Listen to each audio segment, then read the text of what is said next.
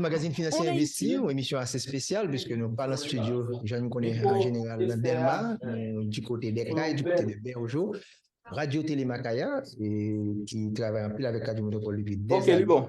Et ça fait quelque temps qu'on travaille avec Radio Macaya, c'est la troisième peut-être émission de fait assez récemment comme ça, qui donne toute facilité pour nous travailler dans de bonnes conditions. On a fait décentralisation, bien pour nous capables de sortir information parfois en bas pour le monter en haut. Et nous avons un cas d'étude assez intéressant parce que y a un problème de dette dans le monde qui est très très fort ces jours-ci. Certainement, dette pays des États-Unis, pas dette pays d'Haïti, mais lorsque vous avez un déficit budgétaire ou lorsque vous recettes ou pas arriver à des dépenses, qu'on sont gros pays, qu'on sont petits pays, la bon déficit et soit financier, et bien poser gros problèmes. Mais avant d'arriver à partie ça, gagner un cas d'étude comme nous connaissons en général, nous toujours utiliser des émissions venant de BFM Business, une chaîne qui est basée du côté de la France, à Paris, et qui fait une interview avec un gros économiste américain, qui est Nouriel Roubini. Je suis avancé à New York University. Et je sorti un livre là, et pour qui ça que Nouriel en pile importance comme ça, c'est pour la simple et bonne raison, c'est une rare économiste qui t'a prédit crise qui t'a gagné en 2008 là. À savoir, on rappelle une crise financière qui en 2008 là, monsieur t'a prévoir que ça t'est arrivé, et depuis là, ça, monsieur, mon track record, donc là, monsieur parlait en pile monde d'aller.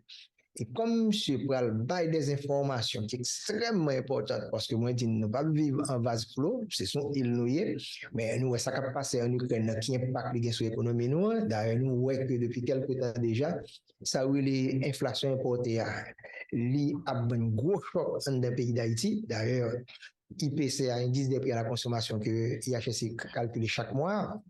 Eh bien, ils prend partie, il y a des productions locales là, ils prend partie production internationale là, puisque ou importer des biens et des services. Donc, nous obligés de garder qui prédiction j'ai fait, qui prévision je réaliser pour les prochaines années, pour nous ajuster, pas pour simplement comment nous faire transition ça, mais également pour les prochaines années, pour côté que Haïti retrouve une période, une décennie qui très mal commencé pour nous, puisque nous, en 2023 et 2020, nous avons un petit choc que nous prenons la fait Covid. 2019, c'était déjà un gros choc la fait l'autre. Ensuite, 2021, le président Pral mourir assassiné. 2022, nous avons quelques problèmes pour l'autre qui pire encore. Donc, ce qui signifie que nous avons très mal commencé le football là, à savoir décennie ça. Donc, on regarde au niveau international, ça a privé. Donc, on entendait Nouriel Roubini qui va faire une interview pour montrer les grands défis qu'il y a pour l'économie mondiale et Haïti dans l'économie mondiale là. BFM Business, la librairie de l'écho. Emmanuel Le Chypre. Bienvenue dans la librairie de l'écho, l'émission de BFM Business qui vous offre chaque semaine le meilleur de la littérature économique. C'est une émission spéciale que nous vous proposons cette semaine, consacrée aux grands défis que doit relever l'économie mondiale. Avec d'abord un invité exceptionnel, Nouriel Roubini, professeur à la Stern School of Business de l'Université de New York. Il est devenu un des économistes les plus célèbres du monde en étant un des premiers à prévoir la grande crise financière de 2008-2009. Il publie un livre événement, Méga menaces chez Buchet-Chastel. Et puis, nous continuerons à explorer ce monde des méga menaces avec François Langlais, essayiste, éditorialiste économique à RTL et TF1. Il publie, lui, Rien ne va, mais chez Plomb, et vous verrez que c'est le mais qui est important parce que il part comme Nouriel Roubini d'un constat Docteur Doom entre guillemets, et puis vous allez voir, il se métamorphose en Docteur Boom. On démarre tout de suite avec l'entretien avec Nouriel Roubini. Nous l'avons rencontré il y a quelques jours lors de son bref passage à Paris. Nouriel Roubini, d'abord, votre livre s'appelle Méga menace. Qu'est-ce qu'une méga menace? Well, mega threats are very severe threats that affect our own economic future. Alors, une méga menace, ce sont des menaces en fait qui sont très graves et qui pèsent à la fois sur notre avenir économique, sur notre épargne, qui vont avoir un impact aussi sur notre travail, mais qui représentent aussi plus largement des risques pour la planète, des risques pour l'humanité. Donc, je ne parle pas uniquement des risques économiques, monétaires ou financiers, je parle aussi de risques géopolitiques, celui de voir un nouveau conflit se développer, de risques politiques, celui de voir un retour de bâton contre les démocraties libérale, le risque évidemment du changement climatique, celui des pandémies qu'on a vu récemment, l'intelligence artificielle qui émerge et l'automatisation et le risque que ça fait peser sur notre économie, sur notre travail, le risque de voir une démondialisation, et tous ces risques, toutes ces menaces en fait sont liées, donc il faut les comprendre de manière systémique. Moi je parle de méga menaces, mais un terme qui était assez populaire récemment était celui de polycrise, de crise multiple. Donc en fait c'est vraiment cette idée d'une série de menaces multiples qui interagissent. Récemment je discutais avec la directrice du FMI à propos de mon livre, et elle parlait d'une convergence de calamités telle qu'on n'en avait pas vu depuis la Seconde Guerre mondiale. Donc peu importe en fait le nom qu'on lui donne, même le Forum économique mondial dans son rapport récent sur les risques parle aussi de menaces comme ça qui se combinent. La question c'est vraiment de parler de manière systémique d'une convergence des risques.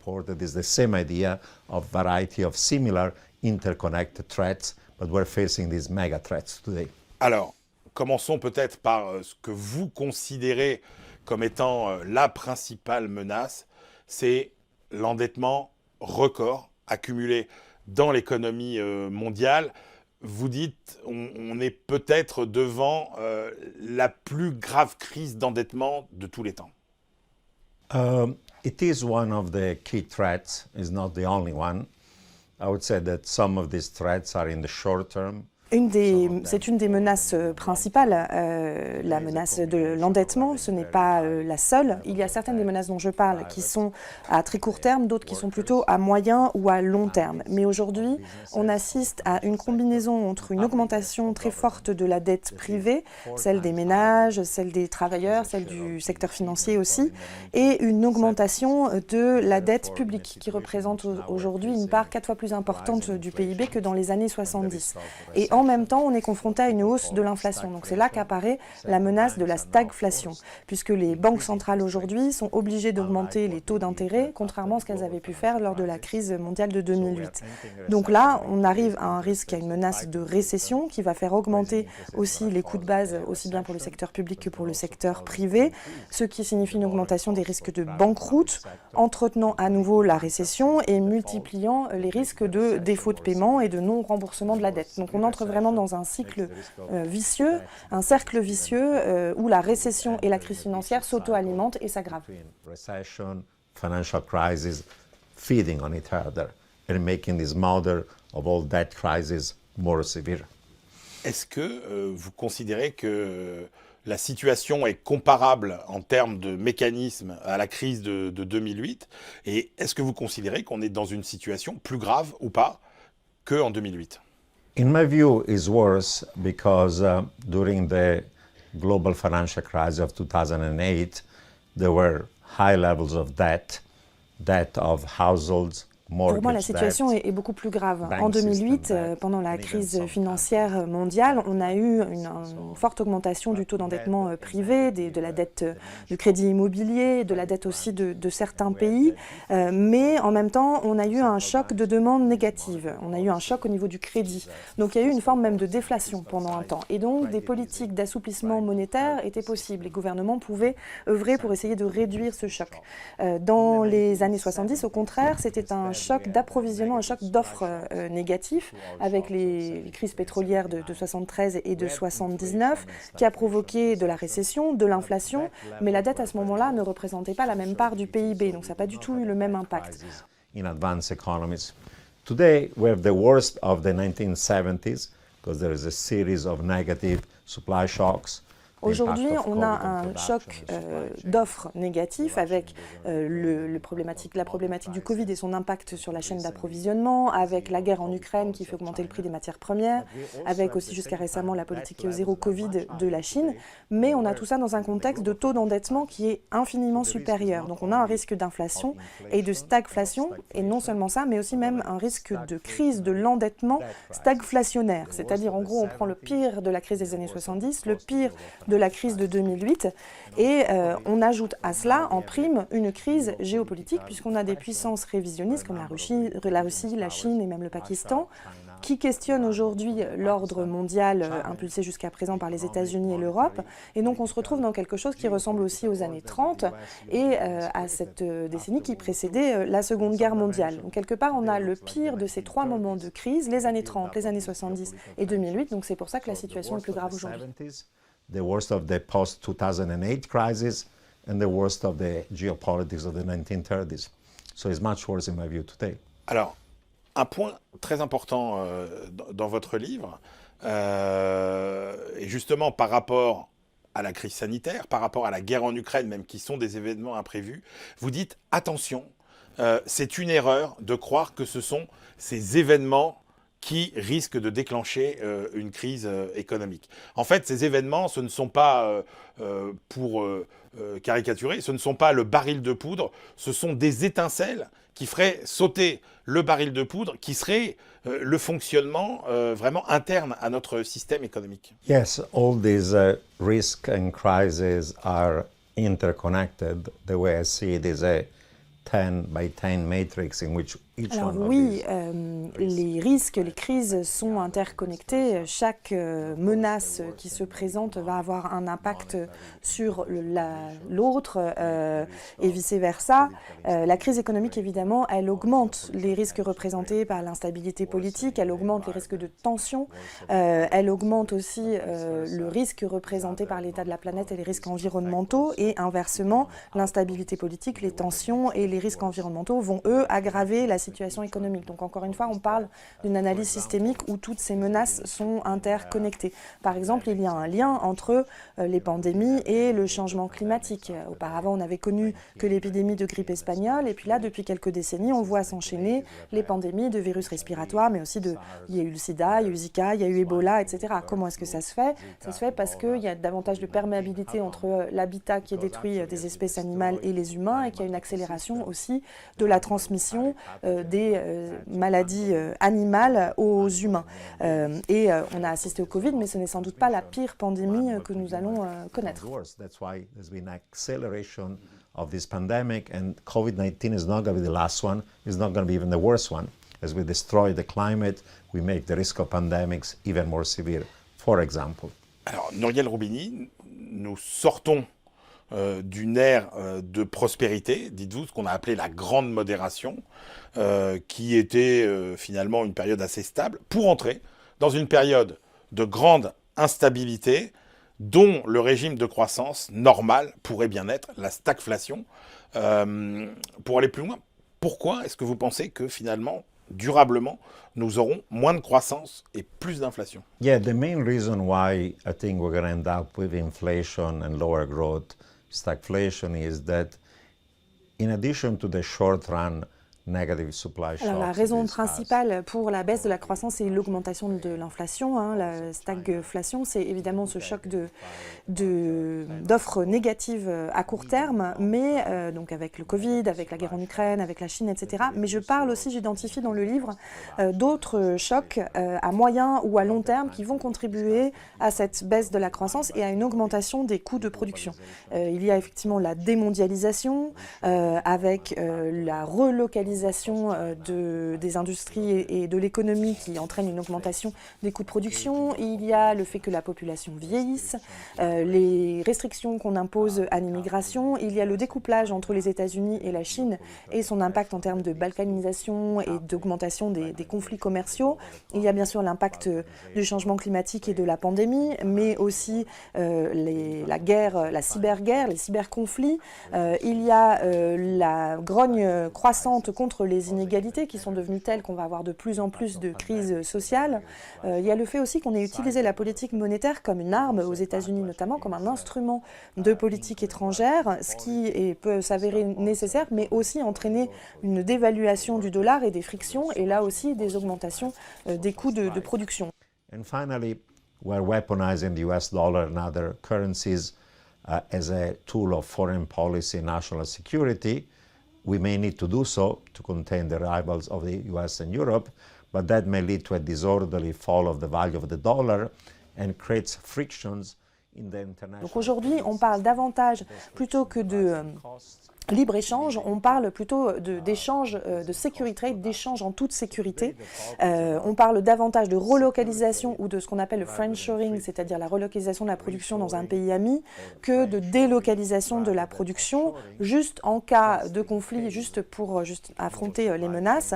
Et donc tout ça, ça entraîne une baisse de la croissance et une augmentation des coûts de production. On peut prendre par exemple l'exemple du Royaume-Uni qui est déjà en situation de stagflation avec une inflation à plus de 10%. On annonce au moins 6 trimestres de croissance négative. Évidemment, ils se sont tirés une balle dans le pied eux-mêmes en optant pour le Brexit, puisque ça a eu pour conséquence de faire baisser la croissance, mais aussi d'augmenter les coûts de production avec évidemment le resserrement sur l'immigration et les contraintes sur le commerce. From 2% to 1.5%, and increases the cost of production because you're restricting trade, you're restricting migration, and that's stagflationary.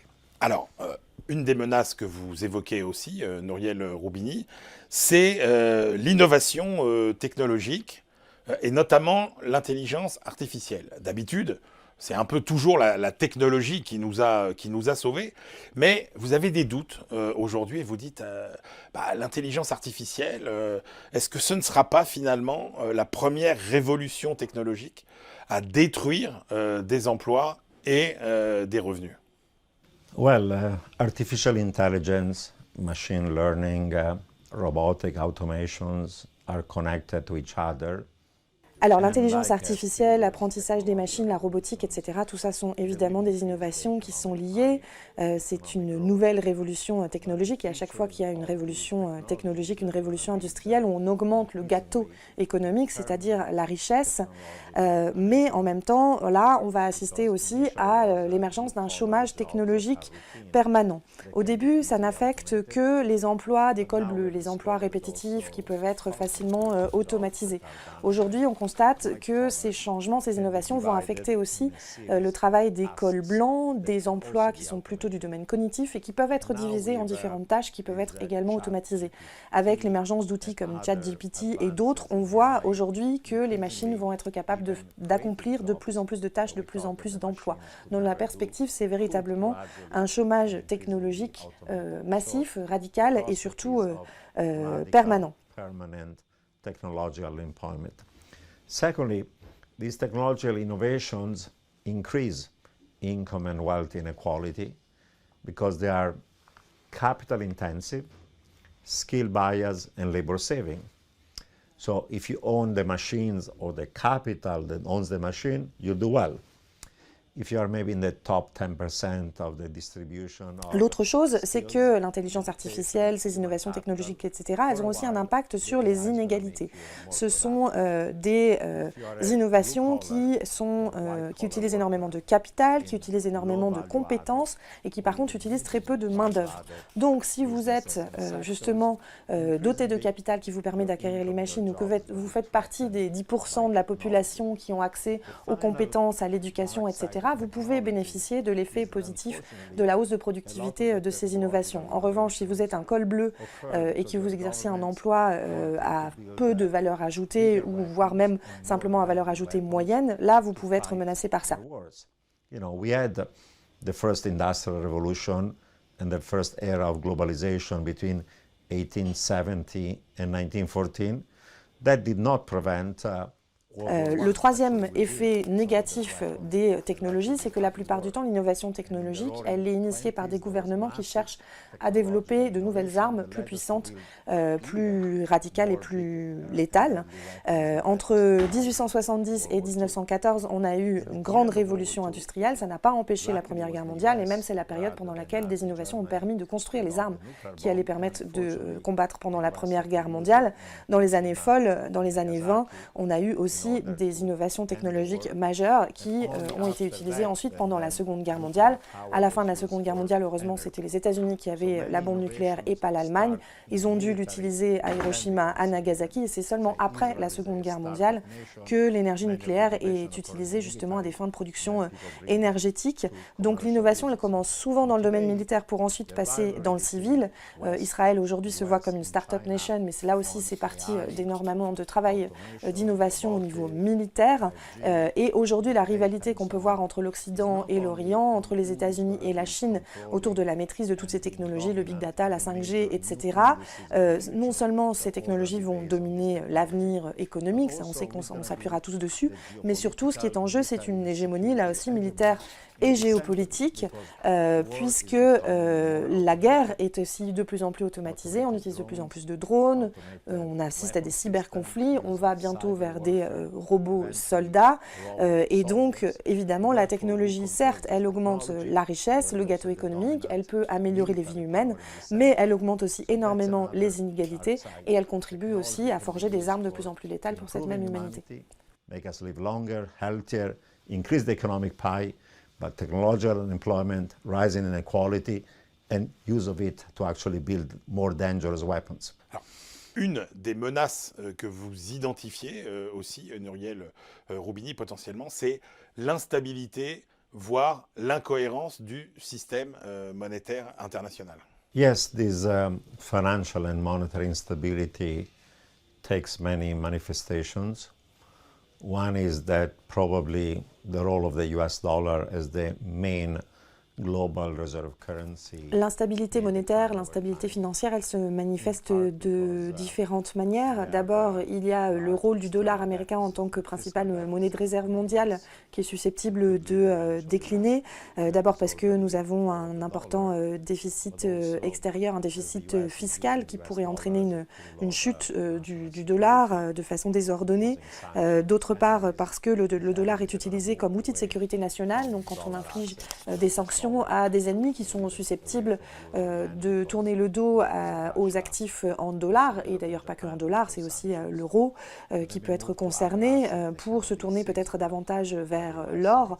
L'or qui, conservé dans un coffre à Moscou ou à Pékin, lui ne peut évidemment pas être saisi de la même manière. Or in Moscow, as opposed to New York or London, of course, cannot be seized. So that's part of it. The other aspect of it is that we still have a lot of toxic financial innovation and leverage, and a build-up of leverage in the financial system with cycles of bubble, boom, followed by bust and a crash. Il y a d'autre part des opérations et des cycles toxiques qui se répètent, de bulles et de crash financiers qui se répètent de plus en plus souvent, qui entraînent une instabilité financière qui, là aussi, est liée à une instabilité économique plus globale. Et puis, évidemment, il y a la zone euro qui, pour l'instant, tient encore, mais qui est soumise à énormément de pression, avec la dette publique et privée qui se multiplie et avec aussi la croissance qui baisse, et surtout la tentation populiste chez des pays comme l'Italie, mais même en France, en 2027, on pourrait avoir tout à fait une Marine Le Pen élue qui est anti-Europe, anti-euro, nationaliste et populiste d'un point de vue économique et monétaire. Donc la zone euro, on ne devrait pas la tenir pour acquise. So we cannot take for granted the future of the European Union and of the Eurozone. Et puis évidemment, sous la pression de ces tensions géopolitiques avec la Russie, etc., on a également des coûts de défense et de sécurité pour l'Europe qui augmenteraient en parallèle. Donc on est dans une ère d'incertitude comme on n'en a jamais vu, non seulement dans l'économie réelle, on a de l'instabilité non seulement dans l'économie réelle, mais aussi une instabilité qui est monétaire, qui est dans le système financier, qui est une instabilité des marchés. But also in our monetary and financial markets and systems. Alors, un point sur les crypto-monnaies, Muriel Roubini, parce que depuis la crise financière de 2008-2009, il y a une défiance vis-à-vis du système financier global, défiance finalement sur laquelle prospèrent les crypto-monnaies qu'on peut considérer comme une alternative. Or, vous dites, attention, si on ne limite pas l'extraction des crypto-monnaies, on va au-devant de risques sociaux importants. Et puis, si on veut un système financier plus stable, nous n'avons absolument pas besoin ni des crypto-monnaies, ni de la blockchain. For the last 6 years, I've been probably the most outspoken critic of crypto, but even of blockchain.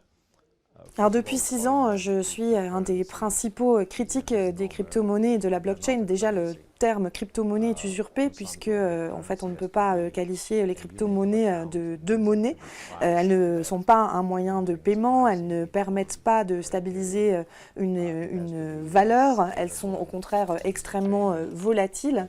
Même les conférences sur la crypto-monnaie n'acceptent pas les crypto-monnaies pour payer le ticket d'entrée parce que du jour au lendemain, elles pourraient tout perdre étant donné la volatilité de la valeur de ces crypto-monnaies.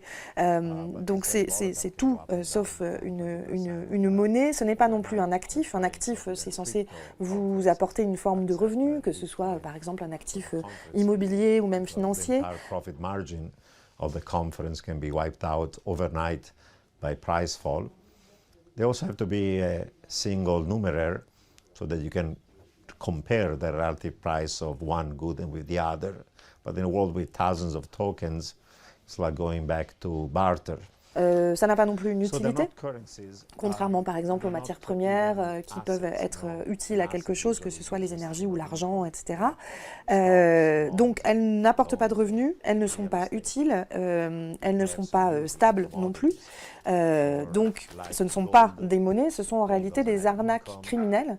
80% d'ailleurs des crypto-monnaies ont fait perdre des milliers de dollars à ceux qui ont investi dessus.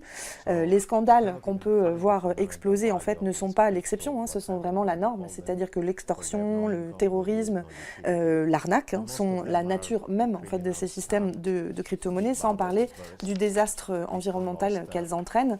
More than 80% from the peak. Other ones have lost 80 to 90%. Thousands of them were a criminal scam to begin with.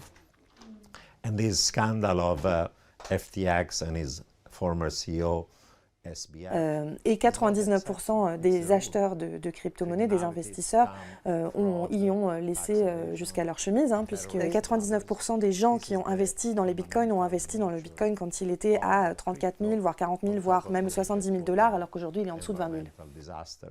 So people should stay away from crypto. Those who invested to it lost their shirt, because 99% of people who bought crypto did not buy Bitcoin when it was 100 or 1,000. They bought it when it was 30, 40, 50, 60, 69, and now is well below 20. Alors, au-dessus de toutes ces menaces, Muriel Roubini, il y a peut-être celle qui est à la fois la plus prévisible, mais qui est aussi peut-être le plus grand défi que nous allons devoir relever, c'est le dérèglement climatique. Yes, over time, climate change can literally destroy the planet. Oui, avec le temps, le changement climatique, le réchauffement de la planète peut réellement détruire cette planète, sauf que malheureusement, on en parle beaucoup, mais on ne fait pas grand-chose. Il y a énormément de greenwashing, voire de green wishing, c'est-à-dire des vœux pieux. On parle beaucoup de responsabilité environnementale des entreprises. Tout ça, c'est du blabla, mais il n'y a pas beaucoup d'actes, alors qu'on se dirige lentement, mais sûrement, vers la catastrophe. Aux États-Unis, par exemple, la moitié des républicains ne croient pas au réchauffement climatique causé par les activités humaines. Donc dès que les républicains sont au pouvoir, rien ne se fait. Il y a aussi un conflit entre générations, entre les plus âgés et les plus jeunes. Les plus âgés qui ne seront bientôt plus là, mais qui doivent faire face à des coûts élevés à court terme pour le bien commun, et les plus jeunes qui, eux, seront là pour subir le changement climatique. Donc les plus âgés ayant tendance à botter en touche parce que ces coûts, justement, sont élevés à court terme. Kick the can down the road.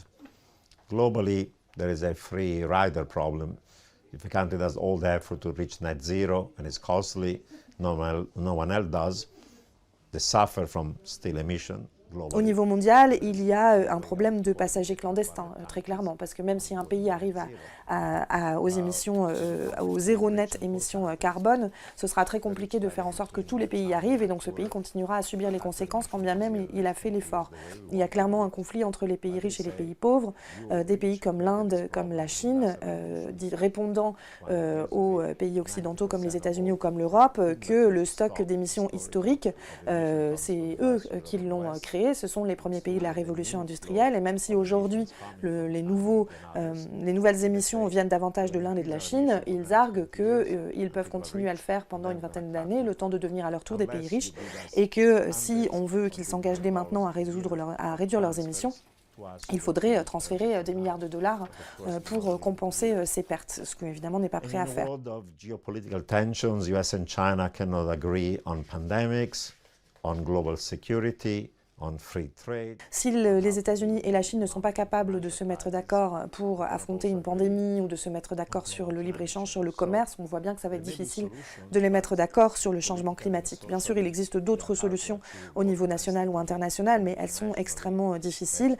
Et donc le résultat, c'est qu'on parle beaucoup, on ne fait rien et on va donc tout droit à la catastrophe. The planet is becoming hotter, more flooding, more damage, and eventually a risk of a total disaster. Nous entendez Nouriel Roubini, surnommé Mr. Doom, à savoir qui toujours prévoit des choses noires et des choses qui vraiment peuvent être cataclysmes.